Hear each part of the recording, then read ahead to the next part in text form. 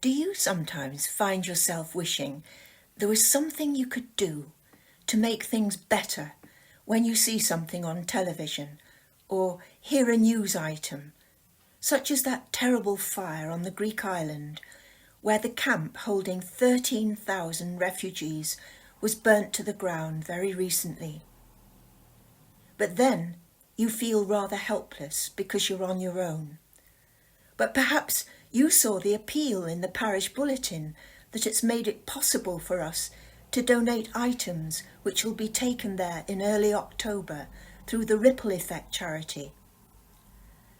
The truth is that we're never on our own. Belonging to the church, we are the body of Christ, and we belong to one another, and we're asked to care for all God's family. Now let me tell you a true story that will make you proud that you belong.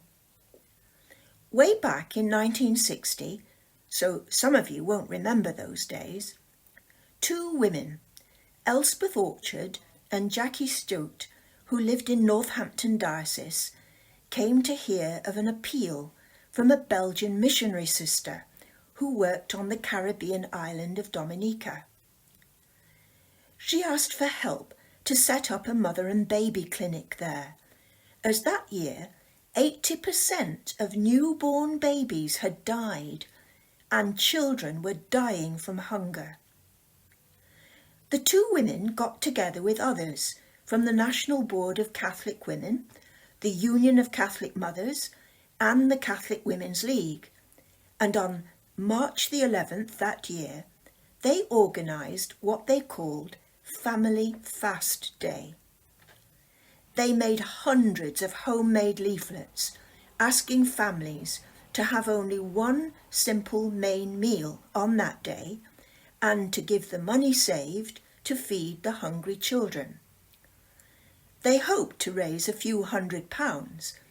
In fact, they raised the equivalent of £96,000 in today's currency. Elspeth said, "We were very keen that we should do it, not just as a giving thing, but also as a praying thing. We were just doing what we ought to do, remembering that we're all God's children." This initiative then grew and began being supported in parishes all over England and Wales. So, after 2 successful years, the Bishops of England and Wales established the official charity for this annual collection, and it became Catholic Agency for Overseas Development, known to everyone as CAFOD. For 60 years since then, CAFOD has continued to channel funds raised in our parishes to projects that support and empower people in countries where they struggle to survive and flourish. It's become a tradition that twice a year CAFOD send out an appeal to every parish, first in Lent, as they did originally, and now also in October, to mark Harvest Family Fast Day. Usually they tell us about people in a particular place, such as a village in Kenya or a clinic in Zimbabwe, who are being helped by our prayer and our donations.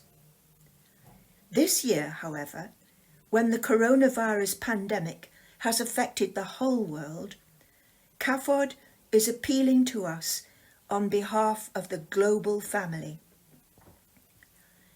We live in a country where there is a national health service, where we can take clean water for granted, where schools are equipped to support their students. We're being asked to pray for and donate to help the poorest and most vulnerable people survive, rebuild, and heal. So this is to ask you to pray and give generously. Your donations will help to provide items such as family hygiene packs, emergency food parcels for city dwellers unable to go out and work, community hand-washing stations, books and pencils for children to study at home while schools are closed.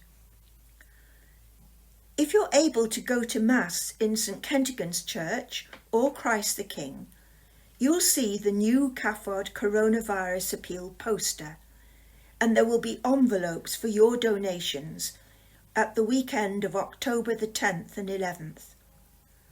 Or you can donate anytime online at cafod.org.uk/give. So you see, you need not feel helpless. You can become part of a huge, loving response